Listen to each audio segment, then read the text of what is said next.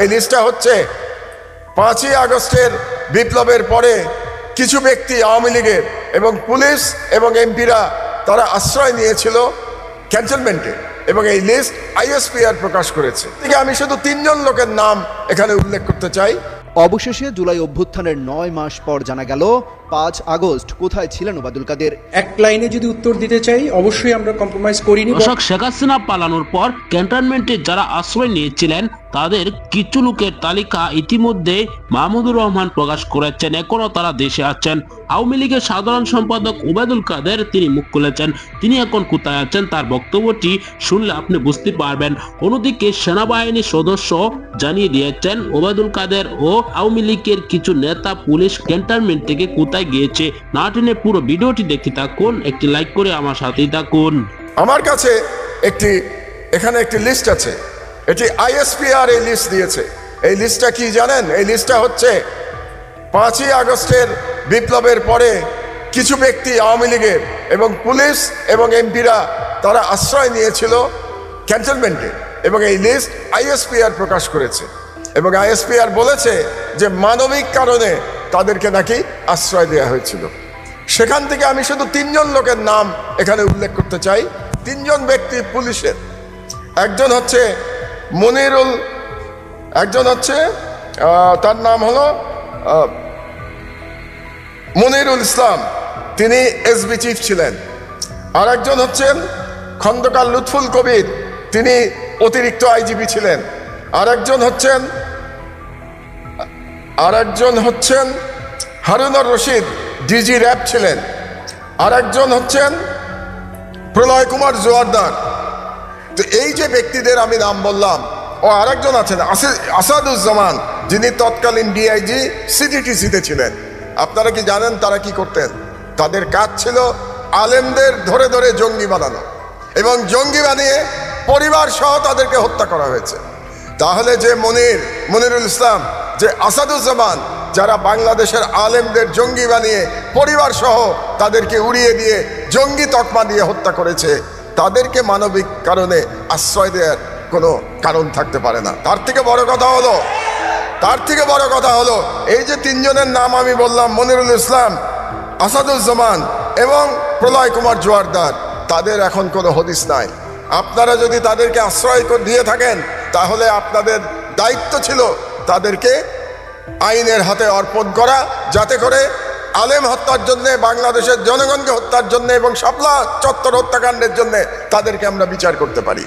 কিন্তু সেই কাজ তারা করেন নাই, বরং তাদেরকে দেশ থেকে পালিয়ে যেতে সহযোগিতা করা হয়েছে। তো এর জন্য আমরা কাকে দায়ী করব? একজন আর্মি জেনারেল, তার নাম মুজিবুর রহমান, তাকে বলা হয় তিনি নাকি সব থেকে বড় ভারতের দালাল ছিলেন, লেফটেন্যান্ট জেনারেল মুজিব।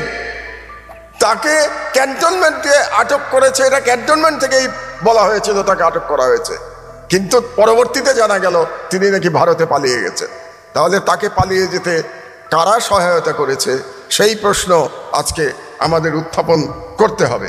এক লাইনে যদি উত্তর দিতে চাই, অবশ্যই আমরা কম্প্রোমাইজ করিনি বর্ডার, এবং যতক্ষণ পর্যন্ত আমাদের গায়ে বিন্দুমাত্র শক্তি থাকবে, will never compromise that. This is our country and will protect it at any cost.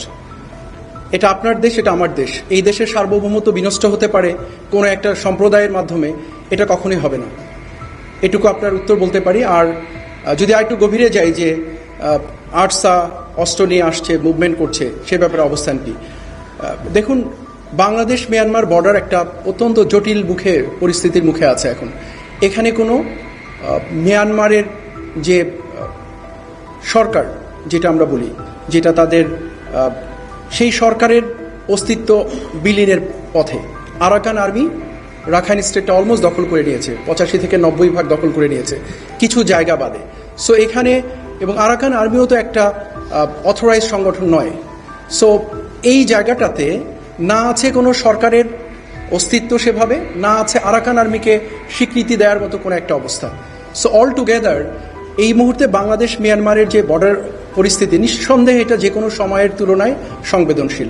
তো সেক্ষেত্রে এই ধরনের কিছু আর্ম গ্রুপের মুভমেন্ট হওয়াটা অস্বাভাবিক কিছু নয়। বাট তার মানে এই নয় যে এটাকে আমরা স্বীকৃতি দিব বা এটাকে আমরা দেখেও না দেখার ভান করবো বা এটার ব্যাপারে আমরা পদক্ষেপ গ্রহণ করব না। এই ধরনের ভোলাটেল একটা পরিস্থিতি, এরকম মুভমেন্ট হতেই পারে, বাট আপনাদেরকে আশ্বস্ত করতে চাই বিজিবি প্রাথমিকভাবে এবং ডেফিনেটলি সাপোর্টেড বাই আর্মি আমরা প্রচণ্ডভাবে এই বর্ডারের ব্যাপারে নজর রাখছি এবং এখানে যেন পরিস্থিতি এমন সৃষ্টি না হয় যেটা সার্বভৌমত্বের বিঘ্নিত করতে পারে। আমরা ওয়াকিবহাল আছি, কাজ করছি। আমরা প্রতিনিয়তই সরকারের সাথেই কাজ করছি, সরকার নির্দেশনা মেনেই কাজ করছি। নট টু রেকর্ড, এটুকু বলতে পারি যে আমরা যখন আমাদের পরিবারের মধ্যে অবস্থান করি, ইনফর্মাল পার্ট, আমাদের পরিবারের ভাই বোন বাবা মার সঙ্গে কখনো আমাদের ভুল বোঝাবুঝি হয়, কথার মতপার্থক্য হতেই পারে, বিভিন্ন সময় এটা মিটে যায়। This is a family.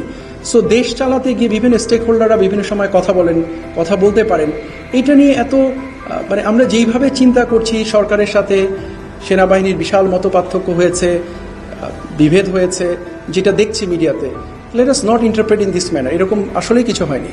সরকার এবং সেনাবাহিনী খুব সুন্দরভাবে একে অপরের সহযোগিতায় কাজ করছে। সো এটা নিয়ে মিস ইন্টারপ্রেট করার কোনো সুযোগ নেই। করিডোর ইস্যুটা অত্যন্ত স্পর্শকাতর, এটা নিয়ে বিভিন্ন রকম কথা হয়েছে। নট টু মিস ইন্টারপ্রেট, আমি যখন বাংলাদেশ মিয়ানমার বর্ডার ইস্যু নিয়ে আর্টসা আরএসও নিয়ে কথা বলেছি, আমি কিন্তু করিডোর শব্দটা একবারও বলিনি, বলেছি আমি আপনাদেরকে, because that is a separate issue. Corridor is a separate issue. এটার সাথে বর্ডারের আর্টসা এবং আরএসও যে মুভমেন্ট, তাদের যে অস্ত্র নিয়ে এখানে চলাচল, এটার সাথে কোনো সম্পৃক্ততা নেই।